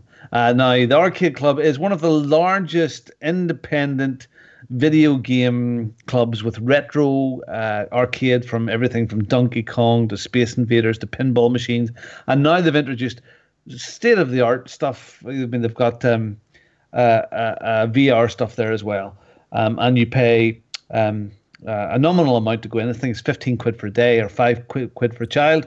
And you have access to all of the games inside. No quarters, no 10p's, no pound coins required, unless you want to buy some grub and some sweeties. And so on the 21st of April, we are going back to the arcade club, and we're going to spend the day there. And later on, if there's enough interest, you're going to go have a bite to eat afterwards. Myself and my son, I have my flights booked, and we're going to fly in and spend the day there. So if you want to meet up there as well. I was speaking to Stu Fowler today, just organising some of the bits and pieces. And we're going to, now, last time there wasn't a proper Donkey Kong machine, but we're going to do a proper Donkey Kong challenge. And there'll be a nice trophy for that, and maybe some bits and pieces. And I'm sure they're going to organise some bits and bobs as well. So I'll be going straight into the arcade club, going straight to Donkey Kong and getting my Donkey Kong on. If you want to see about Arcade Club, go to arcadeclub.co.uk. We've got some videos playing, or on YouTube. It is fantastic. I mean, the old one was an old warehouse, and it was cool. But this here looks really slick now. They've doubled the amount of games from the old place, and it was a good fun day. So we all got together. Yeah, and yes, of course, Phil, you were up and you were recording some audio stuff as well. Yeah, I remember that. Goodness. It was a great day. I really enjoyed that. And depending on how Jenny is health-wise, me and my lad Jason should be there. So all being well, we'll be there as well. Now, Phil, did you stay for the meal afterwards last time? No, I drove back. Okay, so I wasn't there either, but there are still horror stories that come out about the meal. Karaoke. So, yeah. Yeah, so Stu took them for a bite to eat, a meal, and then they were brought to a private room upstairs in this restaurant. Dodgy. Oh boy. Mm-hmm. And there was just a load of blokes and a karaoke machine. And I think it was really awkward. So Stu Fowler from the Veteran Gamers promises that there will be no karaoke this time around. Can we find please another Mexican place like you did in Birmingham? We'll be doing that at EGX this year, where we'll be having a Friday night burrito. Yeah. So burritos and beers. It's definitely going to be a thing this year again. When are the tickets on sale for EGX? Usually about now. Yeah. So they'll be. No, sorry, I tell you a lie. They will come out a week or two after Raised in London. Right, okay. Yeah. So, and that's the week before or the week after this meetup. I need to get on quick because with being a Virgin Media customer, there's a limited supply of half-price tickets. So yeah, I need to get Have they set a date for it yet? Yeah, no, but I imagine it'll be sometime in September, I suppose. Isn't it usually September? Yeah, September, October-ish. Yeah. Okay, so I mean, not a lot of news, but there's. I mean, it's funny. Greg was saying there's so much news this week. Right? I don't know. I don't care. I mean, that's enough news for me. The Veteran Gamers VG Hub meetup with a Donkey Kong trophy. Come on. Okay, that's about all the news we have. Now, there's been quite a lot of social stuff going on, and Kyle Adams on Facebook was talking about put a cracking post up, and I got a lot of traction this week about achievements. Phil or Kim, through your dulcet tones, what Kyle said. You go. He says, "I know that many achievements and trophies don't mean all that much to people, but I am an exception, as am I. For a long time, my favorite achievement I had unlocked was in Call of Duty World at War. It was worth 0 points and was called Go Get Some Sun. It was getting to the 10th prestige. However, that just required a little skill and a lot of time. Today, I unlocked and have 100%ed the achievements of Cuphead. Congratulations. According to the Xbox achievement list, just 40.47% of gamers have finished Cuphead on Expert. That is my new favorite achievement. What is yours?" Well, first of all, well done, Adamski. Well done, Kyle.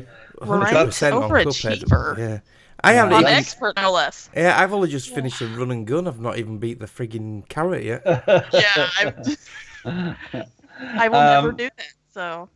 Well, I mean, you had mentioned here, I suppose Crackdown must be up there now as some of your faves. Yeah, yourself, my two Crackdown ones, and also it's an old game now, but it's still one of those games where you look back and you think it was so tough, which is Call of Duty 2 on Veteran. Getting that done on Veteran was a big achievement for me back in the day. Phil, do you have anything that you're happy with or proud of, or yes, completing some of the, getting 100% in all the achievements on some of the games. So stuff like Just Cause 2, I spent a long time playing that. The old Space Marine on the 360. Yeah, I love that game so much. You did. Played it so much, so many. I can't wait. I'm just hoping it's backwards compatible soon, because it was a great game. But yeah, fully completed that as well. That's probably one of my favorite games. And Kim? Well, kind of like I said on Facebook, I don't really have one single favorite achievement. My favorite achievement is always the ones that I get, because I always go into a game thinking, well, hell, I'll never get an achievement, and then bing, I have an achievement. I'm like, yes, so. I guess I'm just easy that way. I don't know. Because I know I'll never really complete a game. I mean, I have a few, I guess. But because there's always those ones where you got to be on expert or, super, super hard. Well, that's never going to happen for me. So, I'll go with any achievement at this point. Have you got any trophies on your PS4 yet? I've got one, and I don't remember now what it's even for. And I got that way back for my PlayStation 3. So I think that might have been for Battlefield 3, I think, because I played that for a while, so maybe. Now, for me, it's an old Xbox 360 game. Quite obscure. Well, a good game. But it was called Shadows of the Damned. And there was a boss. There was a boss in it called the Fleming boss. This big guy was like a big round circle. He was in the middle. He kept spinning around and throwing more and more stuff at you. And it got harder and harder and harder. And I was playing it on the hardest difficulty to go all the way through the game. And I swear to God, it must have taken me 100, maybe even 200 times to get through this flipping boss. And it was our old house, so that's over 5 years ago now.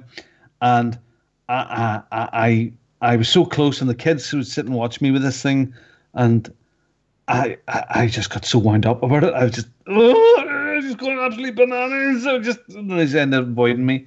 And when I got it, I danced around the house. Look, a lot of people think achievements are pointless, and fair enough. That's okay. They just play the game. I do believe it's a whole lovely little meta game, and there is a whole. You finish the story in a game is fantastic, but there is a whole little meta game of more game by getting some of the achievements. Now, some of the stuff is stupid. Not stupid. It's very grindy, and I suppose some people like the grindy.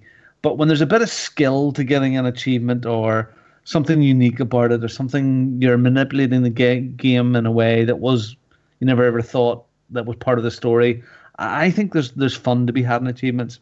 Mm-hmm. So, and I think if you miss them out completely, and don't sort of after you finish a game have a look through the list and see, I could get that, or I could get that. It's more value to your game. So yeah, definitely. Yep. Yeah. So other people that commented on that, we had Paul Taff Davies. He was happy. He's on his way to finishing Cuphead. Of course, Nicole, he talks about Halo Reach, Solo and Legendary, which is cool as well. And of course, Stephen Ratcliffe, he remembers the old Halo 3 monthly online achievements. So there are different ones that you had to be done on certain days or weeks. So I think they were sort of lost for a while, achievements and trophies, but I think that, maybe they're not selling as many avatar things, and I think so the avatars, because they get your free t-shirts and different bits and pieces, I think they're not selling as much of those now, so maybe they're trying to integrate them, make it more. It's not as important to me as it was. I used to be really serious about it, and especially when you used to do the summer thing, summer. But back in the 360 days, I used to love getting achievements, and I used to try get all of them if I could. I think I've got about 52 games which I've 100% completed. Some of them are little arcade games, so some of them are quite easy, and some of them were kiddie games, what I've played for the Gamerscore achievement competitions. But yeah, it doesn't bother me as much now. But if it's achievable without too much grind, I'll still go for it. So hence the Crackdown ones. Yeah, I'm just looking now. Was it? They were more pride than anything. I didn't want to let it. Yeah, Mm-hmm. Yeah. Yeah, I have 46 completed games to every achievement. Yeah. So yeah, I mean, again for me as well, stuff like Forza Horizon and some of the Forza games, they were big. You know, that's not that they were really, really difficult, but there was a big time sink to get those. So yeah, look, thanks, Kyle. Thanks for that. It was interesting. Okay, Cybull. He fired a tweet off to Character Unlock and Game Burst and ourselves, and he's asking the question. So guys, where do you stand on Sony holding out on cross-platform gaming? Is it a justifiable, viable position? Now, there's a lot of forwards and backwards going through. There's a lot of stuff there. And I started to read this and I was going, Jesus, there's a lot of fanboyism going on here. I just don't understand this. And for me, I don't think it is a justifiable position, because it's a good thing for people to play all together. The arguments that were being put forward, oh, well, Sony are so much in the lead. Why should they open the door to them? They're winning this, so why should they open it to the people that are behind? The PlayStation 4 is in the lead by a mile, but also the Xbox One is tremendously successful. So it's not like, they need this to survive. It's been a very successful piece of equipment. So a lot of us have both consoles, so what does it matter? What does it matter if we play cross-platform games together? Then we have choice. We have choice where we buy them, where we play them. And I don't think Sony have got that many of the things out there. I don't think they're going to mind if somebody plays it on an Xbox and plays Call of Duty together or Rocket League or whatever it is. The technology's there. I think it's a stupid businessy argument. I think there was also talk about, we're beholden to our Sony customers that have young children, and we can't guarantee that they're not going to speak to an asshole on Xbox. Well, they can't really guarantee that they're not going to speak to an asshole on Sony either. So I think that's a bit thin. I don't know. Maybe am I missing something? I mean, what do you guys think about this, listeners and crew? I mean, is this justifiable position for Sony? No, there's no good reason for them to hold back, really, apart from, they've come up with the excuses of security and everything else, and it's all rubbish. They're trying to keep a closed environment. They've got their first party, their own exclusives. There isn't any reason why they can't do it. Switch, I mean, they can do it with the Switch, Switch and Xbox and PC. It's not a technological barrier, that's for sure. Well, Carson's just made a good point in the very good. Yeah, because he says most PlayStation players don't speak when they're doing online multiplayer gaming, and I've noticed that when I've played PlayStation Online. I think it's a different culture setting on PlayStation, and in the past, Microsoft's always been the closely guarded, closed network, hasn't it? So for Microsoft to open up and do cross-platform with PC and with Switch now, and they've opened the gates to Sony to say, look, we'll do cross-platform with you. For Sony to now clam up and go tight, I think it's their way of saying, fuck you, Microsoft, we wanted to do this a few years ago, because they tried doing the Steam integration, didn't they, all them years ago with the PS3, which didn't really pan out. So yeah, I think it's a bit of we're doing better. That was years ago. Yeah. This is now. Different times, So, but they hold grudges, don't they? So yeah. I don't know. I would like to see it. I would like to see it be that way. I'd love to be playing, but there's a rake of folk that play on PlayStation only, that are one console people, and they're whatever position or decision is made, that's where they are. But I would love to go online and go, oh, there's Chris MJW. He's playing Cuphead. No, he wouldn't be. Oh, he might be playing on the PC. and I could go boink. It's there. I mean, the technology's there. These boxes are PCs, and I mean, these are. We talked about this one time before. These are the Steam boxes that we all have now. There's as close to, they are little PC PCs. architecture, aren't they? Yeah, pretty much. So yeah. Look, if you have an opinion on that, please fire us a tweet off at @OC_podcast and let us know what you think about Sony holding out in cross-platform gaming. Yeah, okay. Finally, this is Chapstick, our good Australian friend, who was in the chat. He's very young. He was born in 1992. Anyway, he asked on Discord, so many ways to contact us. Imagine me looking at Discord, Mark? It's a future. He asked, does anyone or has anyone used a portable external USB hard drive on PS4 specifically for games? Does it go all right? I'm sick of deleting games to install a new one and can't be arsed installing a larger drive into the console and transferring everything across. So, I don't know about this, Mark. Do you know about this? No, I've not actually tried it on the PS4. Only on the Xbox. Because what I did was, as soon as my launch PS4 arrived, I put a 2 terabyte drive straight in there. So it's always had a 2 terabyte in mine. So I've not really needed it. No, there's a chap there, Satzev. Yeah, that's Brian Russo. Yeah, he's okay. a lag member in that. Yeah. So he says that the transfer process does take some time. He had bought a 1 terabyte SSHD, and he thought it was quite straightforward. And you make a backup of the entire PS4's hard drive to a 2 terabyte USB external 3.0, and then install the new hard drive, stored the backup. It was all done in about 8 hours. Wow. Yeah. So he doesn't know. Yeah. So is that he's saying he changed the hard drive in the machine? Mm-hmm. Yeah. Right. Okay. So the question is not answered then. The question is, what's it like to run games off an external hard drive? Because on the Xbox One, it works superbly. In fact, it's better than the internal. It's faster, it's something about the way it's the links bus, and So I know that was one of the things that they were talking about introducing. I don't know if they did it. I should know that. Yeah. So if anyone can answer that for Chapstick, either jump on our Discord, which is discord.ocpod.com, or tweet us or email us or pop on our Facebook page and let us know. Excellent. Right, let's talk about some trivia. Yeah, I've mixed it up a bit this week. Let's do the jingle. The Overseas Connection presents the world famous, well, okay, not so famous, audio quiz.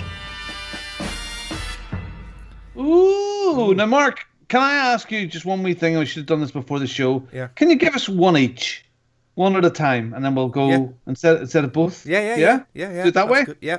Well, I wanted to change it up anyway because, well, it's Kim's fault. I'm running out of games for Kim. So, but to keep it all fresh and lively, what I've done is now I'm going to play you a main intro menu or theme song for a particular game, and you have to guess what it is. And what I'm going to do is first, you're all going to get one each, and then it's going to be first to shout out your name and give me the correct answer. But if you get it wrong, you lose a point. This is Greg's idea. Oh dear. Lose a point. So we'll do round one first, which is just basically, and these are the easier ones. The guessing ones are harder. You got to tell me what this theme song or menu music is from. So we'll start with Kim first. Hold on. Whoa. Calm your horses. Do you mean to say that if we get it wrong?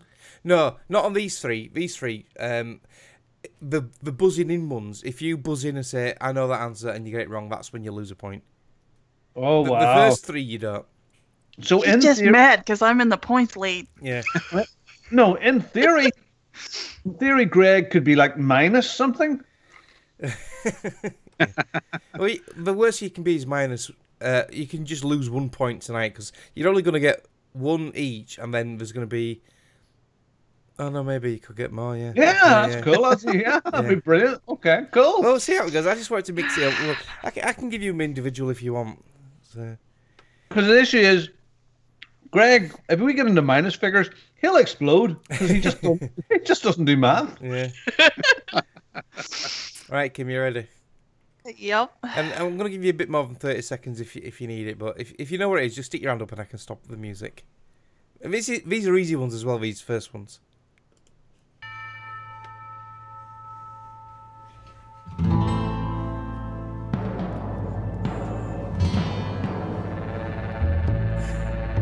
Phil knows it.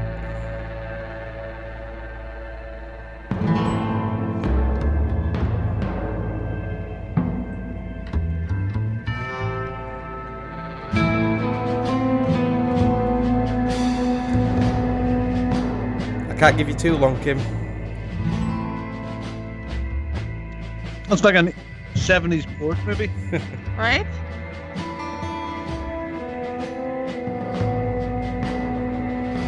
And this is something I've played recently. Right, okay. These are not recent ones. These are just theme tunes. This is something you have played, but it's not within the last 12 months. Sorry, I should have added that. Okay. Alright, I think I got it. Yes. Is it Red Dead Redemption? Yay, it is Red Dead Redemption. John Marston saves my ass again. Hold on. Yeah. Your arse has been barbecued tonight, and it's been saved. Very good. Right, Phil, here we go with your sound clip. And you should get this one straight away, but let's see how we get on.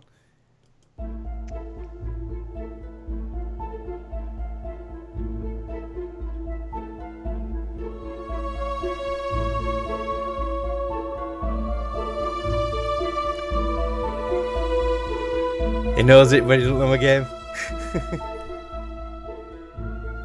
I don't like this new format. You'll kick yourself.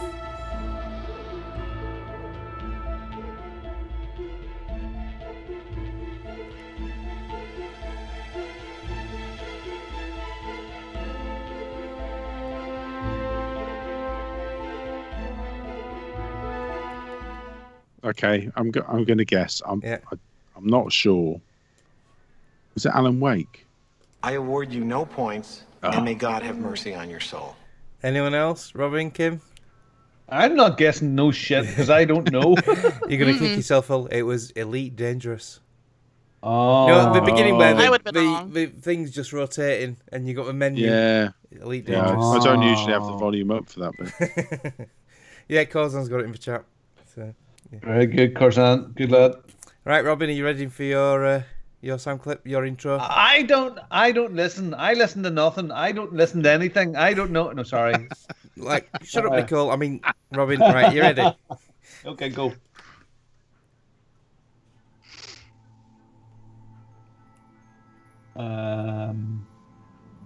That's the sound that...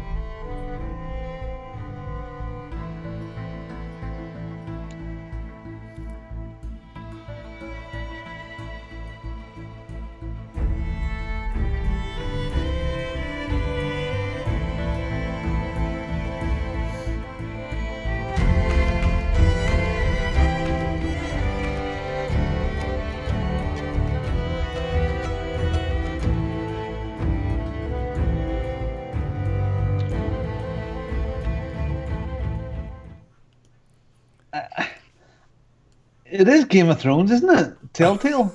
I award you no points, and may God have mercy on your soul. Phil, Kim, any ideas? Is it Sounds familiar, Assassin's but no. Creed? Which one? Black Flag? Correctamundo. It is Assassin's Creed Black Flag. Robin's kicking himself. Oh, no. It just sounds very Game of Thrones-ish, and I thought that was a Telltale. Okay. Right. Very well. Good. Right. Deal. The next three, I'm going to play it. First one to shout your name out. I'll pause it and then you give me the answer. I'll start with an easy one. You ready? Here we go. Robin! And if you get it wrong, you lose a point. Can I shout my name out or just continuously? Robin!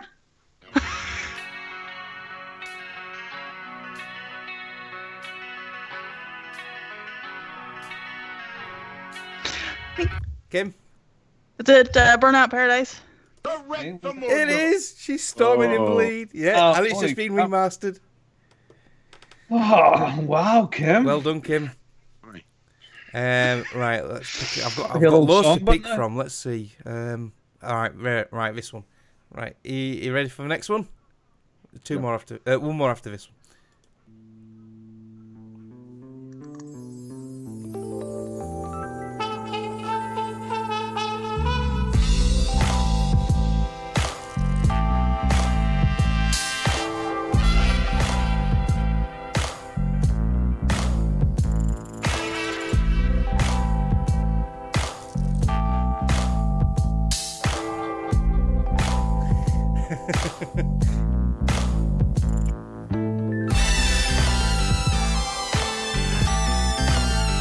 Got a clue?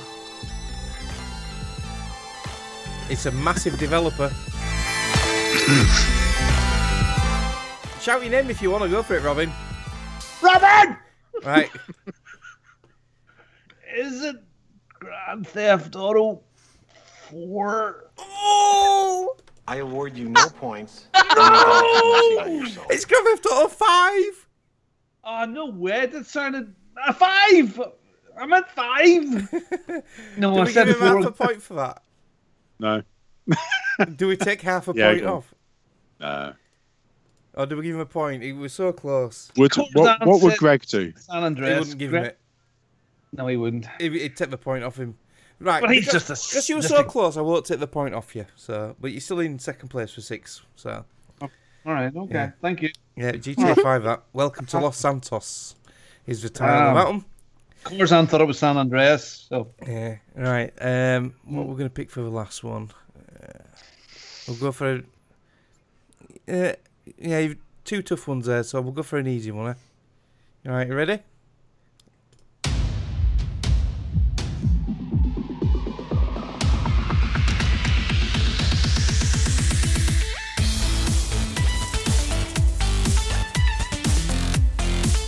It's on every platform known to man.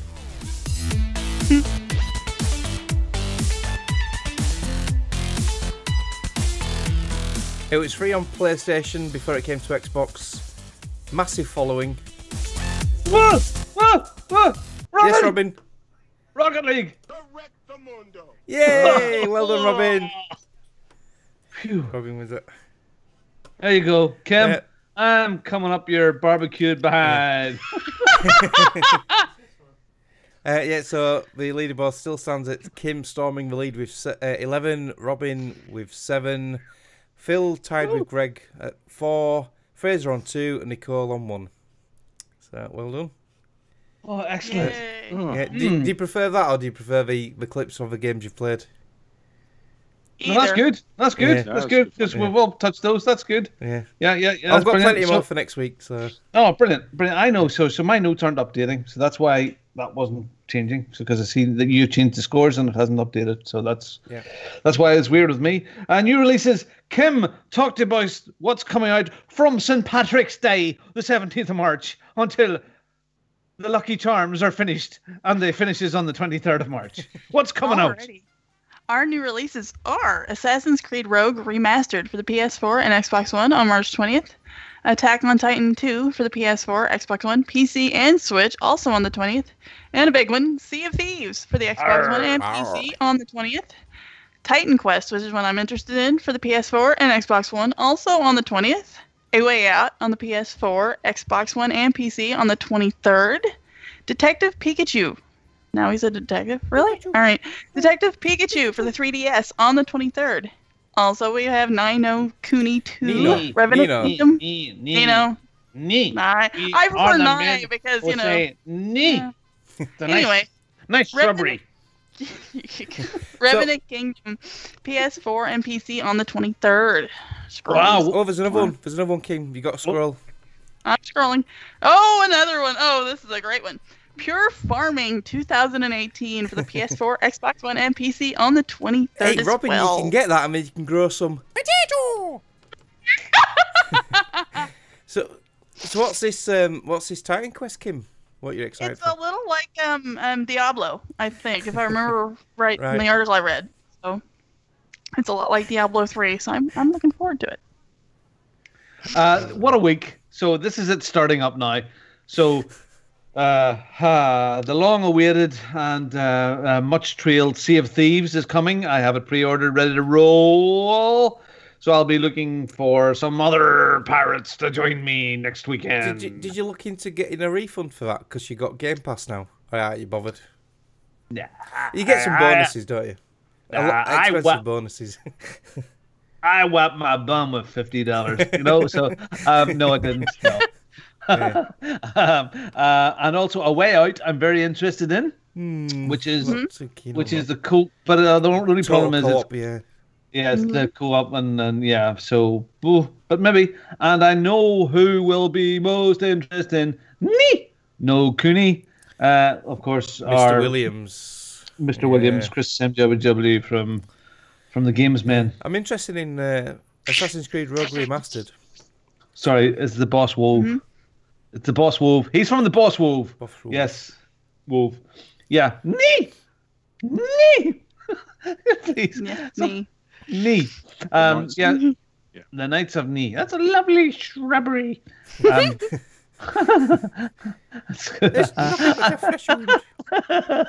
that's the night. That's such a funny sketch. Come back, you bastard. I can get 3 of flesh with it. Okay, has my thingy. I'm filling for time as I update my thingy. Well. Okay. Sunday evening. What are we playing on Sunday evening? Phil.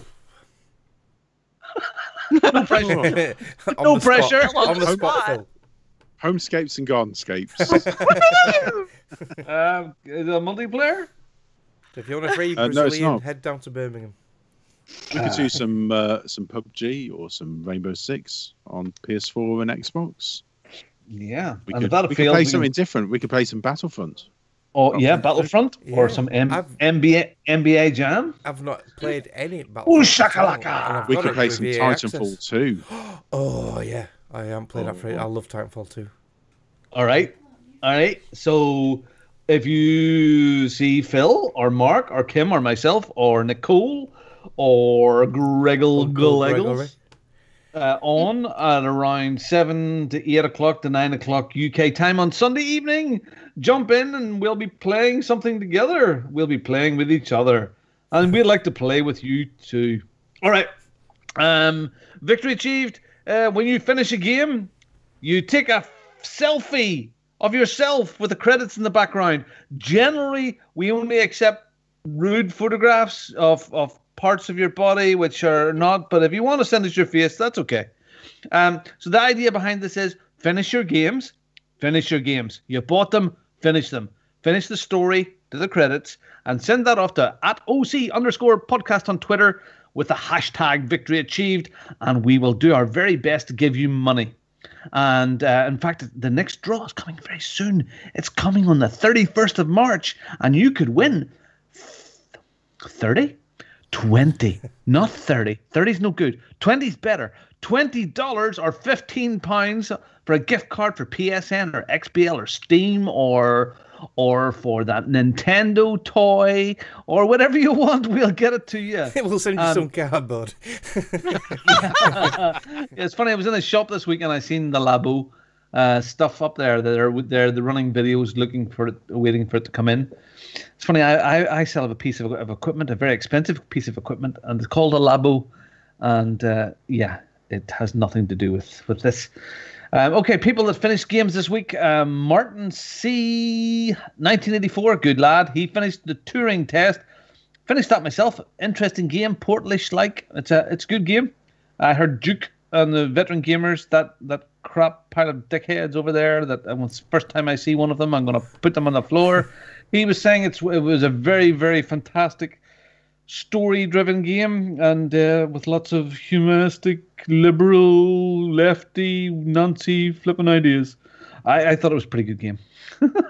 He read more into it than I did. Colin Allcars finished Borderlands, the pre-sequel. Interesting finish. I think that's gets up there with the game we were talking about earlier, Assassin's Creed Rogue. It's one of those sort of in-betweeny games, which is supposed to be pretty good. Yeah, it's okay. Yeah, I've played it. Yep.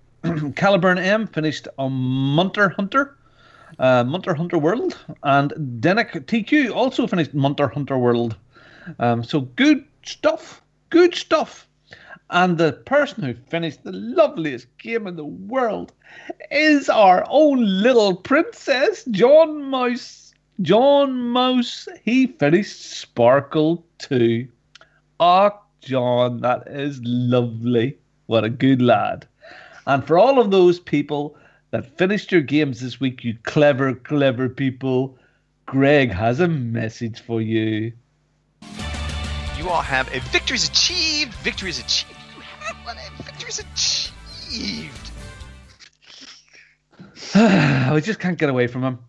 For anybody that's interested, Greg DeLacy has told us that he's up in Napa Valley tasting wine. We, of course, know that that is not correct. He, once again, is in rehab for his addiction to M&Ms. So, yes, he may be back next week, but it's very, very unlikely. I think it's going to take another week of liposuction to get over his addiction. Anyway, look, Kim, guys, that chat has been going like mad tonight. Indeed. Lots of interactions. So we want to find out who all was there as we start to wrap this up. So Kim, if you can start to work on that. Mm-hmm. But if you want to be part of that chat in there, we broadcast every week live. Now, it's usually at 11 o'clock. This is a funny time with the daylight savings. For a couple of weeks, we'll be at 10 o'clock. But generally, it's 11 o'clock every week in the UK, 3 p.m. West Coast of America, 6 p.m. in the East Coast. And you can join into the chat. We have a very active live chat there. And you can join in with that. Chat people, who's all in there at the moment? Alrighty, we have Corzon, Night Raven, also known as Mr. DJ Smooth 87. Chapstick was in there. Baron Von Glauer's in there. Martin's been there. Soul Brothers showed up, and we also have, pardon me if I say this wrong, I think it's Taliesin showed up. So, thanks for coming along, folks. Cool. So everybody from America, we had people in Australia, and people in England. Mm-hmm. Losers. So excellent. So please look, every week I go onto iTunes and I have a look to see if there's going to be another little review. There's never a review. So please go onto iTunes and go and leave us a little review. That would be lovely. Good or bad, we would just love a review. And of course we have clubs and we have stuff on Steam. And this thing that I've discovered called Discord. And if you go to discord.ocpod.com, you'll find people chatting around there. But somebody that's not here would like to get her sexy on and tell you all the ways you can contact us. Tissues ready.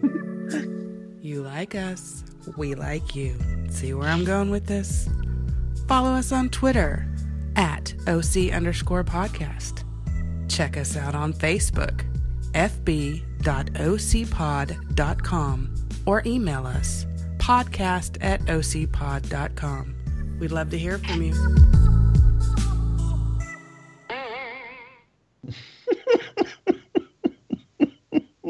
Still not had anything back from Fraser about that. It was his idea, and he's not once said anything about it. So Fraser, you're a he's gone AWOL. We miss you, Fraser. Get back here. Get over that. He's got his new PUBG PC, and we won't see him now for Dust. It's PUBG. But the Miramar Desert.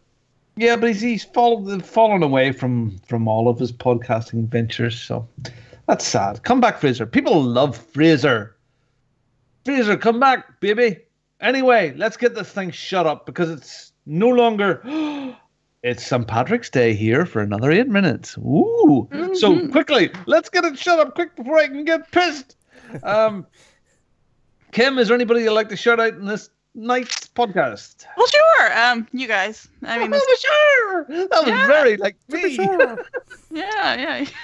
You guys, because, it's always a blast. Our shatters, because, they make it fun, especially on a night like tonight. So, there's that. And a guy who will probably never listen to that, but a friend of mine who helped me buy Monster Hunter on PlayStation 4. So, thanks for that. I appreciate it. So yes, now I have Monster Hunter World on PlayStation 4, so I hope to start that soon. So, yeah, thanks. All right, how about you, Phil? Thanks to you guys once again for having me on. And just a quick shout out to some friends of mine, Jim and Clarkson. They have a podcast called The Film Thugs, and they've been doing a show called The Life Masters, where they answer Agony Ants questions in their own particular way. And for February, and I've just binge listened to them, they've done the Love Masters. So every day for February, they've been answering love questions, which has been very, very, very amusing in a Texan sort of way. So big shout out to them at the Life Masters. And Mark, over to you.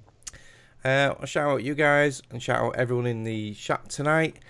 Big shout out to Sarah. She's not here again tonight. She wasn't here last week, so we miss you in the chat, Sarah. You were one of our biggest regulars, so get your ass back in here. And another shout out, as always, to Garrett Amras Lever. Yeah. Keep your chin up, buddy. No, it's not easy, but we're all here for you. I keep texting him, he keeps texting me. I know he's getting a lot of support from everyone in the community. Dorian's been giving him advice and stuff, and we all have.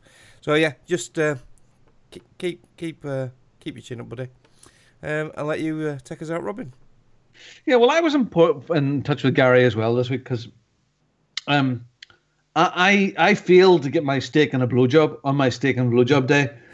So I was offering my services to Gary, and maybe he would have reciprocated.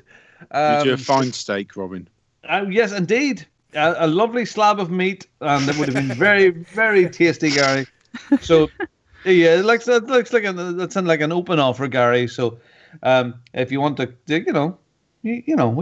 Great Bears game. So Gary, yeah, we're thinking about you, buddy. We're cheering you on. As I said to you this week, life is full of corners, and you never ever know what's around that next corner. But you always know there's a corner, and sometimes around that corner is something great and something you never know about. But that's what life is. It's full of surprises, and you grab it and go forward with it. And no matter what we say right now, it won't help you right now because you feel like shit. You really do. But I assure you, it'll get better, because round that corner someday it'll be something bright, something shiny, and life will get better again. I promise you, it'll get better again. Anyway, on that wonderful positive note, I hope this week that all of your corners are bright corners, and you have a wonderful, safe, wonderful gaming week. I thank my fellow podcast hosts tonight, Mark and Phil and Kim. You have been great. This has been fun. So to everyone out there, thank you very much for listening. Thank you for being here live. Have a great, safe gaming week, and we will see you all next week. Thank you very much. Goodbye. Happy St. Patrick's Day. Thank you for listening to the Overseas Connection podcast.